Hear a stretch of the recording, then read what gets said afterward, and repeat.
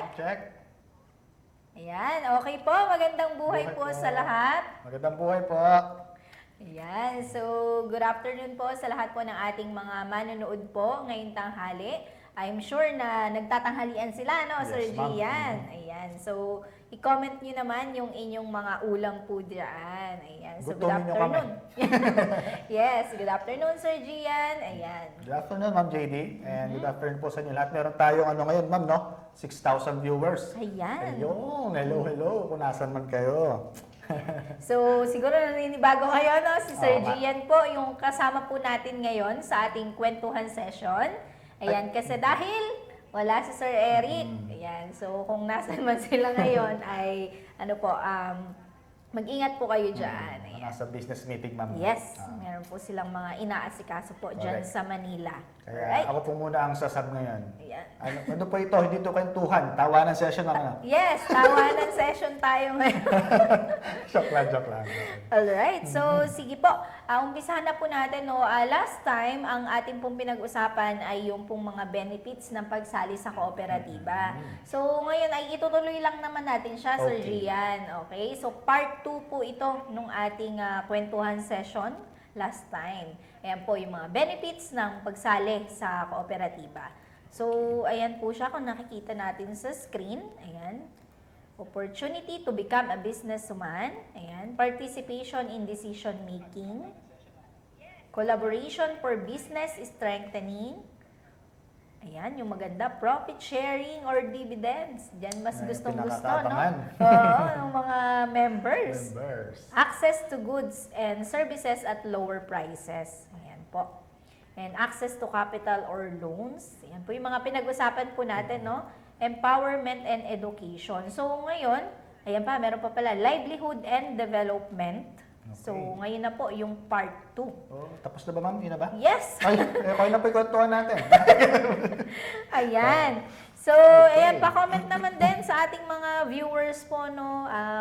Kamusta po ba kayo? So, comment lang po kayo dyan kung meron kayong mga questions. Ayan po.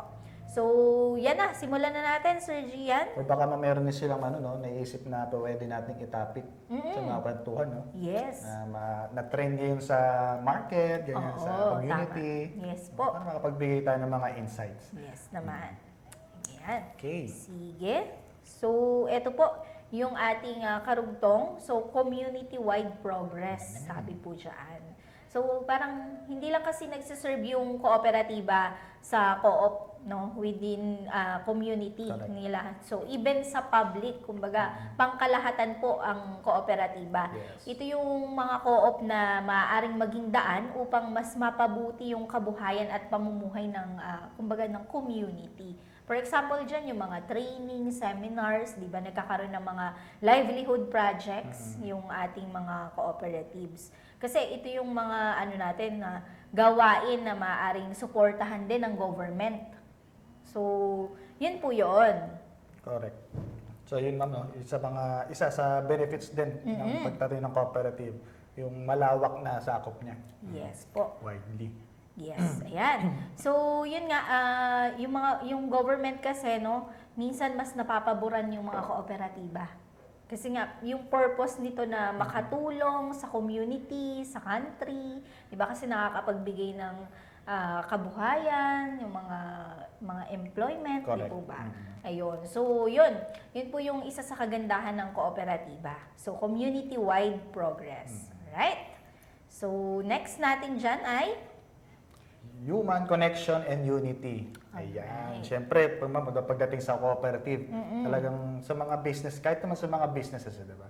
Talagang mayroong mga connections yan eh. And pagkakaisa din talaga. Oo. Isa sa mga important yan, pagkakaroon ng kooperatiba. Halimbawa, Ma'am, yung dito, for example, sa atin, sa cooperative, mayroong mga members na may mga business, di ba? Yes. So, sino-sino lang din ba magtutulungan doon? Siyempre, nasa within the cooperative itself lang din, Yes naman. magtutulungan doon. So, tinatangkilik din natin kung ano yung mga products and services na kanilang pinoprovide sa atin. Yes po. Diba yun? So, kaya ito, isa sa mga benefits ng cooperative Tama na yan. magtutulong-tulungan ang mga nasa loob. Yes po. So, kagaya na lang dito, no, example, meron tayong member na meron siyang catering. So, parang shinare niya yung kanyang business sa mga members.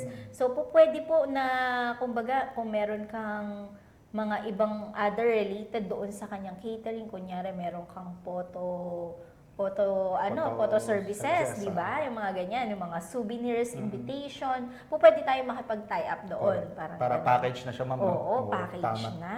So, yun po, pwedeng makatulong yung mga members natin within the community. Instead na hanap pa sa labas, ma'am, di ba? So, within the community na lang. Di ba?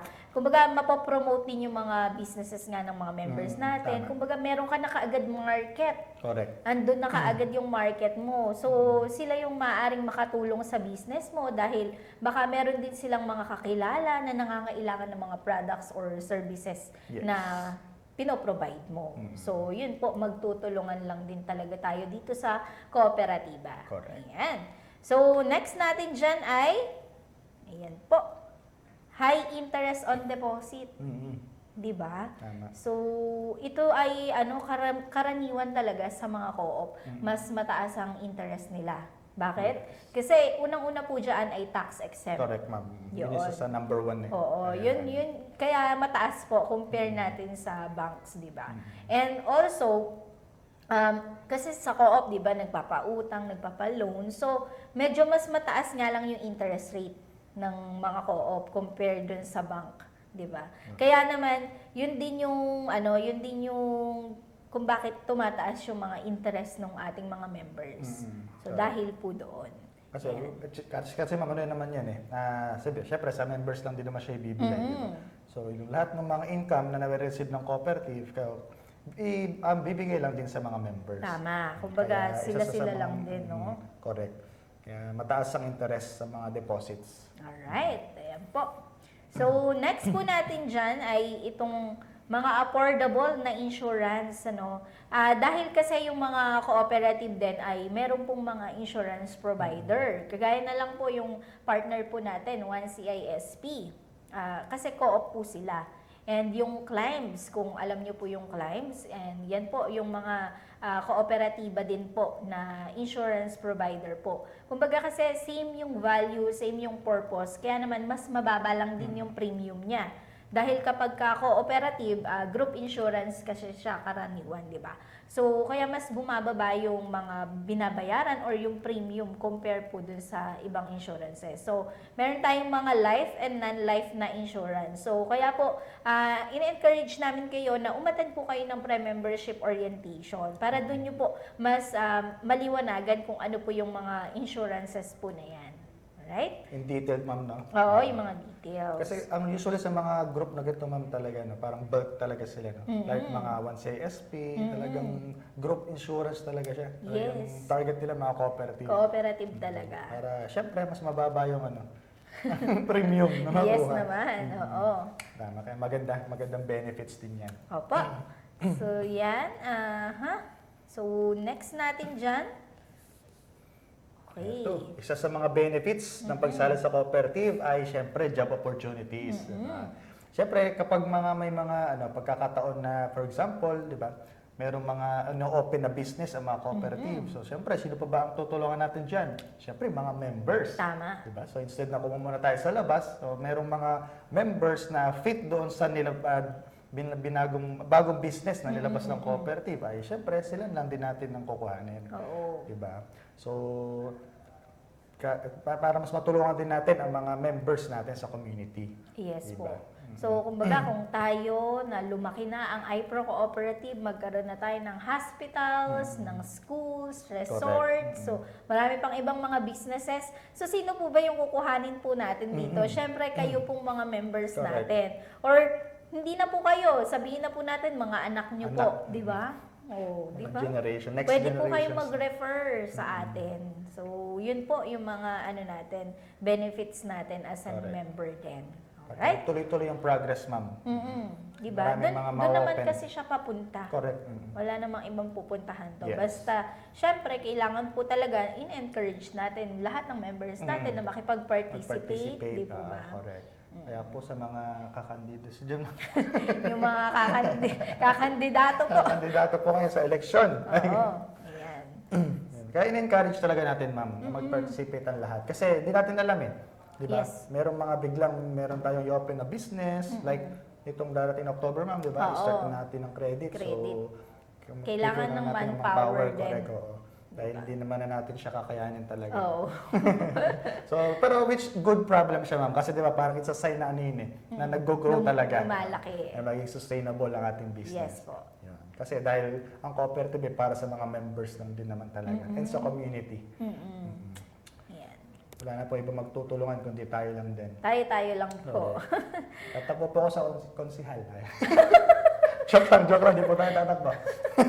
Baka bigla ka namin iboto, Sir Gian, Go, go, Hindi ka namin makita doon sa balota. Alright? So, yan po, job opportunities. And, of course, meron tayong mga financial services din. Tama. Ayan. So, ito naman, kumbaga, ito yung mga malalayong lugar na hindi abot ng mga, for example, walang banks, mga Correct. ganyan, di ba, doon sa community nila. So, maaaring mga kooperatiba yung meron doon. Yes. Parang cooperative ba mag-cater, ma'am? Oo. Lalo na parang yung term natin na malayo sa kabihasnan. Oo. Diba, mga ganun. Malayo sa cities, diba, hindi na nakikita ng mga traditional banks. So, hindi na nila nakikita yun. Usually, parang most common, ma'am, no?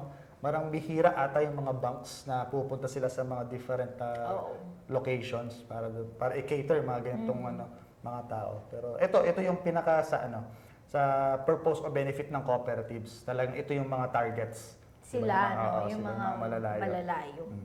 Ayan. Which affordable din naman nila. Oo, kumbaga, yung iba kasi, meron silang mga ipon, may mga savings sila. So, hindi sila aware kung saan Correct. nila ilalagay. Yes. So, pwede po na kooperatiba po yung magbigay sa kanila ng ideas kung paano nila mas mapapangalagaan yung mga savings po nila. Na, kumbaga, kahit paano ay kikita rin. Correct. Mag-grow pa rin. Tama. Mag-multiply. Yes. Ayan. So, financial services po. Next natin dyan ay Mitigates poverty. Ay, sorry. Women empowerment pala. Advance ako masyado. ayan. Mukhang nabaligtad ko, Nabaligtad no? ako. Mukha Okay, nga. sige. Ayan. Ayan. So, women empowerment daw. Best example, si Ma'am JD. Di ba? Gender equality. Oo. Sa women empowerment, di ba? Tama. Kumbaga, equal naman kasi talaga sa kooperatiba, no? So, wala po tayong pinipili kung ano man yung kasarian ng mga sasali din ng co-op, di po ba? Karamihan daw po kasi sa mga co-op ay tinatag ng mga kababaihan. Yun, ayon sa research, ayun, no? May mga ganon. Kayo palang pasimula mo. Sabi lang naman, ayon sa research. Okay. Kasi habang nagtatrabaho daw yung mga asawa, ay kumbaga yung mga babae, mga kababaihan, parang nakakagawa rin sila na pwedeng pagkakitaan kahit nasa bahay lang. Kagaya na lang yung mga livelihood, mga projects, mga trainings, no? Yung mga crops. Yan yung mga ginagawa ng mga kababaihan eh. Yung wari, gumagawa sila ng basket, walis, Tama. mga ganyan. So, yun po yung mga other services po ng kooperatiba. So, ayan po, women empowerment, sabi nga. Kumbaga, ma'am, nakakatulong na dun sa asawa, no? Nakakatulong din sa community. Community diba? pa. Tama. Girl power. Girl power, yo! Ayos. Nice. Yan. So, next natin dyan, ayan na, Sir Gian. Ayun. Ayun ang mitigates poverty. Masyado ko natin tinatapos, ma'am. Oo nga. Tatapusin na pala Inuna talaga. mo na yun, no? Sige, ma'am. Ano ba ang mitigates poverty? Ayan. So, parang malilesen yung, yung poverty, di ba? Dahil sa mga cooperative. Kasi nga, ayan, kakasabi lang din natin, nagpo-provide tayo ng mga trabaho, Correct. di ba? So, yung mga financial assistance and other services. So, nagpa-finance din yung mga kooperatiba sa mga farmers. Yes. Mga regular workers. So, kaya lang po kasi dahil maraming types ng cooperative, di ba? So, depende po yun sa types ng co-op. Kung ano yung sasalihan po ninyo within your area, Correct. yung mga ganyan. So, yun yung parang natin sa mitigates poverty. Lalo dito sa atin, ma'am, no? Kasi sa atin, mga more on agriculture. No? So talagang sa farmers sila nakatutok. Oo. Mga most ng cooperative natin dito. Lalo sa gawing San Jose, ganyan, Muñoz, di ba? oo. Mga dairy products din, no? Dairy Doon. products sila. Yun yung mga focus. Bihira, din yung, like kagaya dito sa atin, savings and credit. Di ba? So, yun. Kumbaga dito sa kabanatuan, more on credit, Ako parang mga gano'n. savings naman. Mga gusto magtayo ng mga business. Business. Nakikitang mag-grow in the future. So, pwede natin bigyan ng financial assistance. Yes po. Para tulungan sila mag-grow. Ayun. Tama. So, meron pa ba tayong next? I think, wala na, tinapos mo Tinapos na nga, na. no? Kanina pa gusto tapusin. Inuunahan na eh. Yun. So, yun po, yung ating mga, kumbaga yung, ano ba yung mga benefits ng pagsali sa kooperatiba. So, yan po yung ating mga advice po dito sa ating co-op, sa iPro Cooperative. And also, mahalaga po natandaan yung mga benefits po na to ay maaaring mag-iba. Depende po sa uri ng layunin Correct. ng kooperatiba. No? Before tayo sumali, mahalaga na alamin muna natin, maunawaan natin yung mga Yes. patakaran, yung mga rules and regulations ng kooperatiba na ating sasalihan. Alright? Yung number one, ma'am, talaga. Kailangan malaman muna natin kung ano. Baka kasi mamaya na ano lang tayo, nasabay lang tayo sa trend. Oo. Ay, dito sa cooperative na to, malaki binibigay na itong Oo, benefits, income, na dividends. Puro Diyan ganun. tayo. Pero hindi naman, at the end of the day, hindi naman pala fit doon sa goals mo Yes. na gusto ma-achieve. Diba? Kaya number one, tama yun, ma'am. Kailangan mo na talagang tignan or check mabuti kung talagang yung goals ba ay aligned doon sa papasukin natin na Hindi man lang sa cooperative, ma'am. Kahit anong klaseng business or ano man yan, investment. Yes. Diba? In any business, diba? Yes. So, that's it for today. And announcements, syempre, meron po tayong kwentuhan session every Wednesday at 12 noon. And meron po tayo ng pre-membership orientation Wednesday po at 2 p.m. and Saturday 10 a.m. po yan. So, kung gusto nyo pong malaman yung tungkol po sa iPro Cooperative, yung mga products and services po natin, maaari nyo po kaming i-message or meron po kayong makikitang mga link dyan po sa aming FB page. Ayan po. So, register lang po kayo dyan. Mamaya, ma'am, no? Meron tayo pala schedule. Yes, meron po tayo mamaya 2 p.m. po yan. So, Pagkatapos po nito, start na po yung payment. Joke lang. sige po. So, see you po doon. Alright? So, yun lamang po. At lagi po nating tatandaan Na kasagadahan ng buhay ay napagtutulungan. So, magandang buhay po sa lahat. Thank you. Thank you po. See you. Nagpaplano ka na bang mag-ipon para sa kinabukasan ng mga anak mo? Sa iyong pagtanda o sa pangarap mong negosyo? Pero naliliitan ka sa interest rates ng savings and deposit account mo tapos may withholding tax pa? Good news! Ang iPro Co-op ay may savings account na aabot ng 14% per annum at tax-free. Kaya mas mapapabilis ang pagtupad ng mga pangarap mo. Pagkakataon mo na ito! Register now for pre-membership orientation online.